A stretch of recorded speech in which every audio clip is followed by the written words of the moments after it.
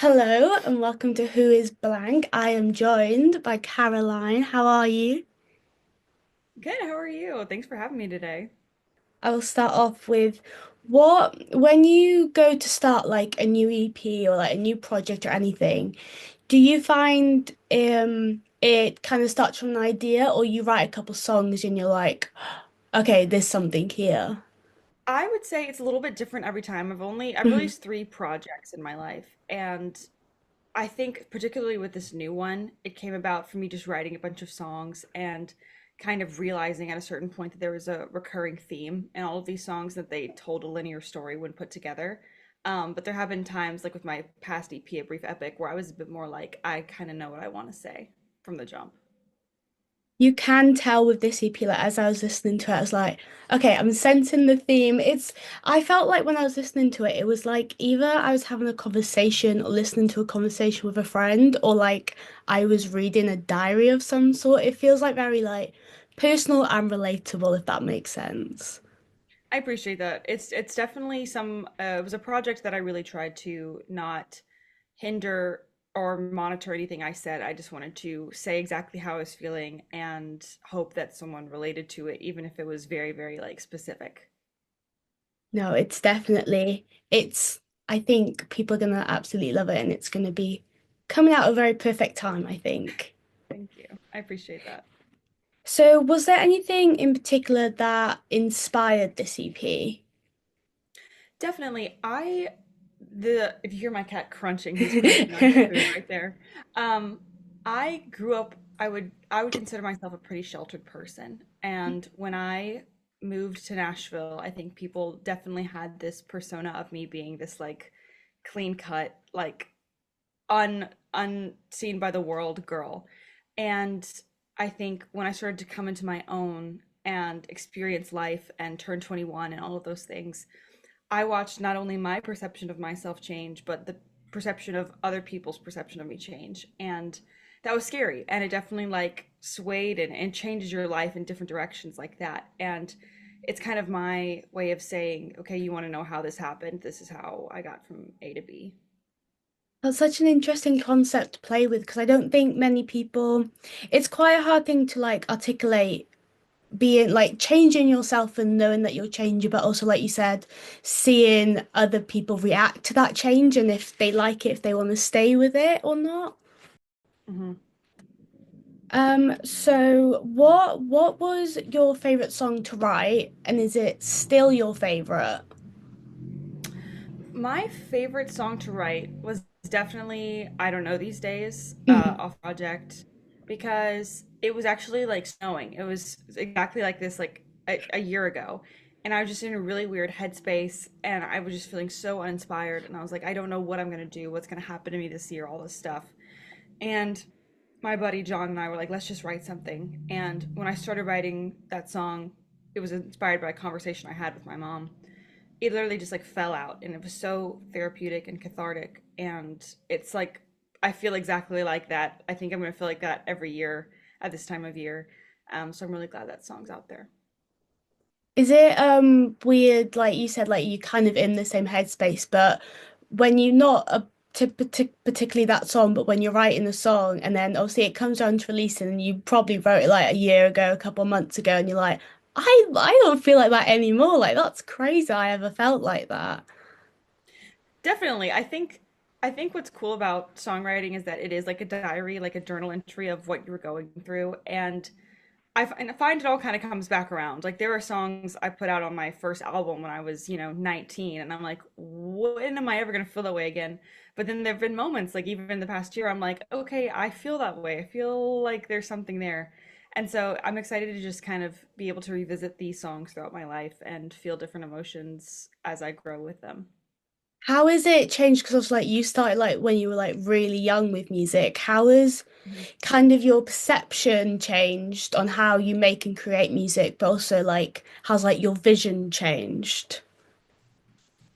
I definitely think starting so young, it was very easy for me to just say, I'm just gonna write what I feel, and that's a song. And it is a song. But I think, especially moving to Nashville and working with a lot of incredibly talented people, the concept of crafting more of like a poem or like a specific A to B song is also something that's now a goal of mine. And even writing a song that's less personal to me, like writing like a strict pop song, is sometimes something that I'm changing or chasing. And yeah, I think my perception of music is the same though, in that at the end of the day, I fully believe that people will relate to what you write as long as you're being honest. And my goal in everything I write is to just be as sometimes brutally honest as possible because I think that's the music I want to hear from my favorite artists. Is there a song on this EP that you think the fans it's gonna become like a fan favorite? Is there one particular song? I'm curious what people will think of They Say. It's a very different song than anything I've put out, and it's very short, and it's also like sad, but also like has that hopeful twist, which a lot of my music does not have. So I'm excited for people to hear that. And yeah, I'm just curious to see people's reactions to it. The people I've played it for so far really liked it, so I'm excited. That's what I did like about the EP is like every song obviously it was like thematically all the same, but like some of the songs were so different to each other, like especially like Body Bag is like so like high energy up there, and then like you said you've got some slower ones. So what was it like? Did it feel like you were kind of pushing yourself, or did you want to like kind of experiment with like different sounds within one EP? Definitely. I think something that I've struggled with constantly as an artist, and I've had people in the industry tell me, is like, I don't always know what my sound is because I just want to write exactly what I'm feeling and I want the music to match the lyrical emotion, no matter how far apart it is. So something I kind of went into this creating all these songs for when I knew it would probably turn into a project. I didn't really want to, hinder myself on what the sound would be. I just wanted to write what I liked and what sounded cool to me at the time. And I definitely wanted to push the envelope of like, okay, I've not tried this sound. I've not put this hyper pop in here. I've not done this weird distorted vocal thing there. So I just wanted to try everything because I feel like it's a good season in my career to do that. And it's a way of refining my sound and figuring out the stuff that I think is going to stick, but also just having fun and throwing stuff out there. I think that's the fun thing with EPs is it does allow the artist to experiment more because you're not as committed to it. It's not as big of a project as an album. I think especially as a fan Mhm. of music and as a listener, I love when artists don't have a song, but like every song is completely different because it shows that like they're Yeah. very versatile and they can and they will do experimentation. I think especially in the industry right now, I think a lot of fans and a lot of listeners, it's swaying more towards do what you want with artists, and fans are kind of Hmm. like accepting and encouraging it. Yeah, which I think is cool. I think it's really, really cool. As an artist, is there do you prefer kind of the songwriting element of it and creating the music, or do you prefer it when it's out there and you get to perform it and like show it to the fans and then build that connection with them? Oh man, I think it is a terrible answer, but I think it's fully equal. And I think there are kind of two sides to my personality. And the shy, like reserved girl who writes all of the songs is this one person. And then when it comes out and it's time to perform it on a stage, that's another side of me that only really comes out then. But I adore it so much, and it's just the best thing in the world to connect with people that way. But totally equally, I love both sides. I think it's just different versions of myself, honestly, in both aspects. Is there a song that you're like really excited to perform live and hear people sing it or see people just like going crazy in the crowds? I would say Body Bag. It's very fun, it's very dancey, and there's a lot of moments where I get to engage with the crowd and scream and dance around, which a lot of my music doesn't allow for that. So I'm very, very excited for that one. That's what I loved about Body Ballet. The first time I heard it, I was like, oh my God, this live? Yes. Like you can just I It's think it's a fun. song you can feel the energy of it.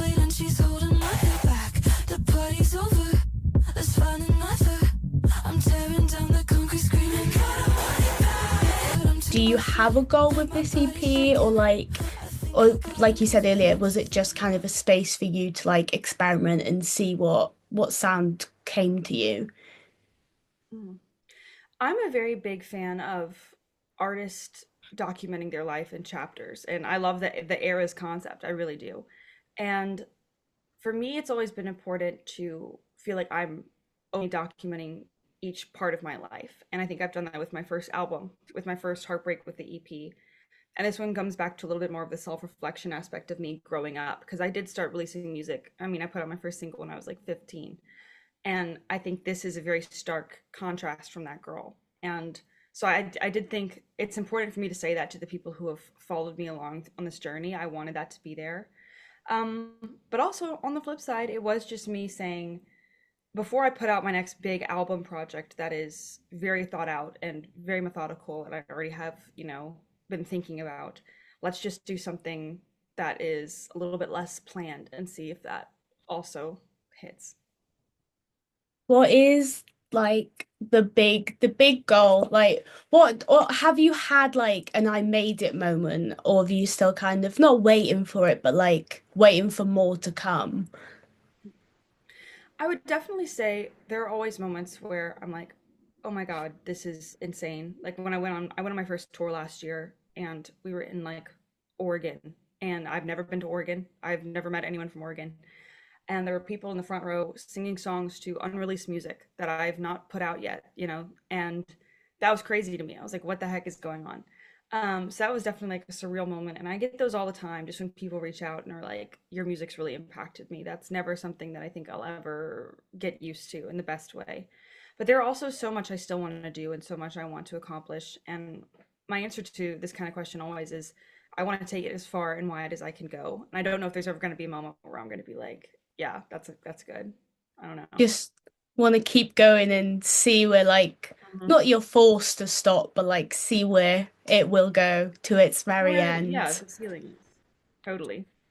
What was it like moving? Because like you moved to Nashville for music very Mhm. young. Like that's insane that you just completely like moved for it. Like how has Nashville like really kind of shaped your music, or how has it helped you as an artist?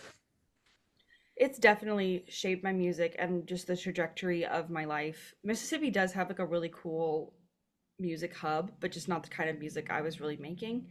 And it never really felt like home to me. The first time I felt like I was like, this is where I'm supposed to be was when I like played Nashville for the first time when I was like 13. I asked my parents to take me up here. And I just knew it was like one of the only times in my life I was like, this is where I need to be.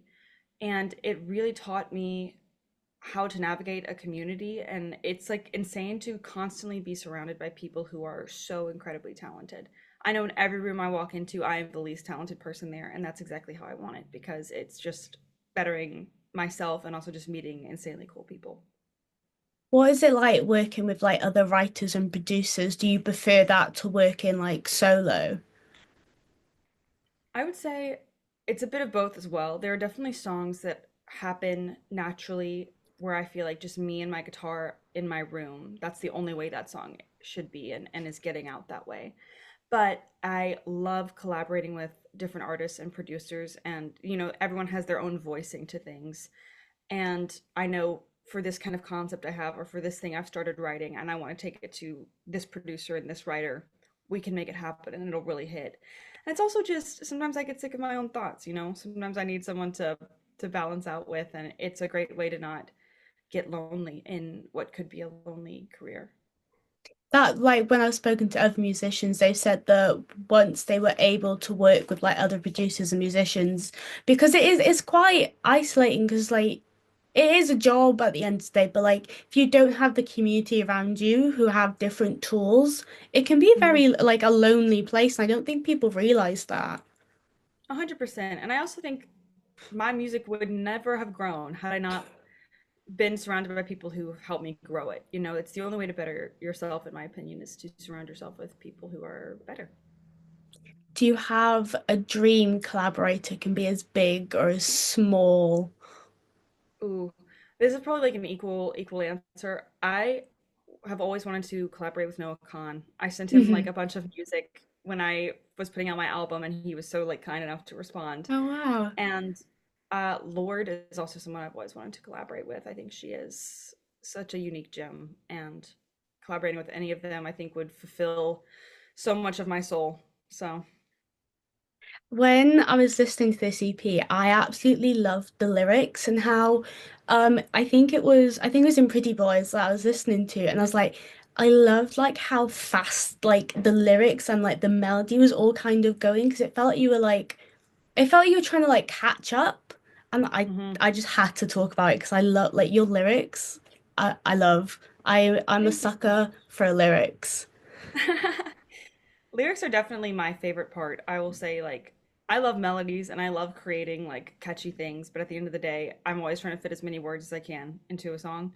And I think I have one thing I think I have kind of found about myself and my sound is that I do like to kind of stream of consciousness write and more ramble rather than, you know, trying to make something really hooky.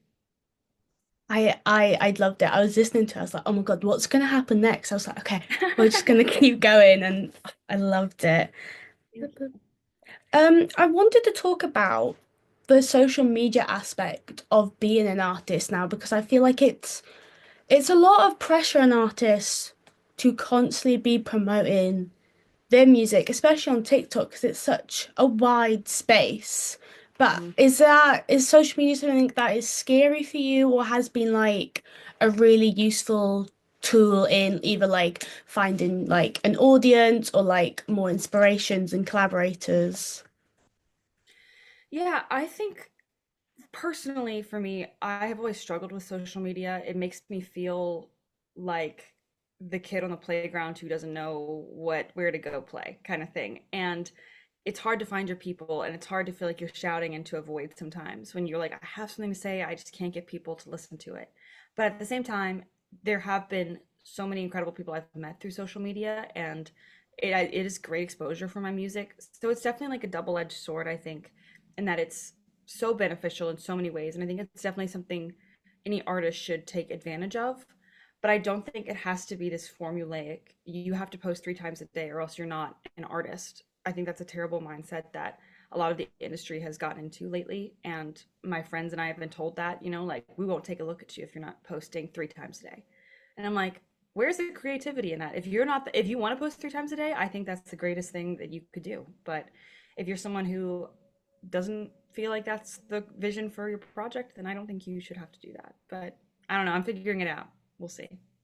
It seems like a very like daunting place. Like I'm very lucky. I've found like so many artists through TikTok that I now absolutely love that I wouldn't have found Same. before, but like it just seems like a very overwhelming place. Like you said, kind of just screaming into the void and hoping someone will pick it up. And For people sure. do pick it up, but it's not Hmm. always straight away. You kind of gotta wait. Definitely not. It's a cool thing. I think it just everyone has to find their own way to go about doing it, which yeah, it's not just a blanket thing, I don't think.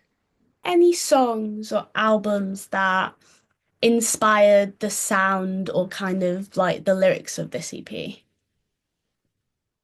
Definitely, I would say early Lord in songs like Body Bag and Mhm. phrasings of different things. She was very inspirational to me in kind of the way she says so much, but it's not like a like clear like this is what we're talking about. So I really admire her songwriting in that aspect. And then, man, in writing some of the later songs, definitely like Lizzie McAlpine, Noah Khan, obviously. Taylor Swift has always just been a constant inspiration to me in her thematic writing. Um, but also a lot of this like sonic aspects came from me hanging out with my friend. He goes by John the Dropout, and he would just be like, "This song's cool. Like, let's chase something in this vibe." And so that's what we do. What are you most excited about for this EP? Are you excited for like how people are going to react, new people finding your music, or certain songs being out? I'm excited for A, people who have been listening along the way to finally have the full piece of the puzzle, to finally be able to say, okay, this is what she was talking about in all these songs. And I'm also excited for the new people that I hope this project will reach. That's always the most exciting thing. And to see people's reaction to anything I release is always so, so cool. And also just happy for it to be out to have this chapter, like written and to start writing the next one, which is crazy, but that's just how it is. You start by the time you're ready to put this one out, you're already thinking about the next one. Well, that was everything I could think I want to ask for. It was Amazing. Very, very nice to talk to you and to meet You you. too. Thank you so much. If you quickly want to drop the EP, the name, the release, where people can find you. My EP, How the Good Girls Die, comes out Friday, February 21st, and you can follow along Caroline Romano Music or Caroline Romano anywhere you stream music or use social media.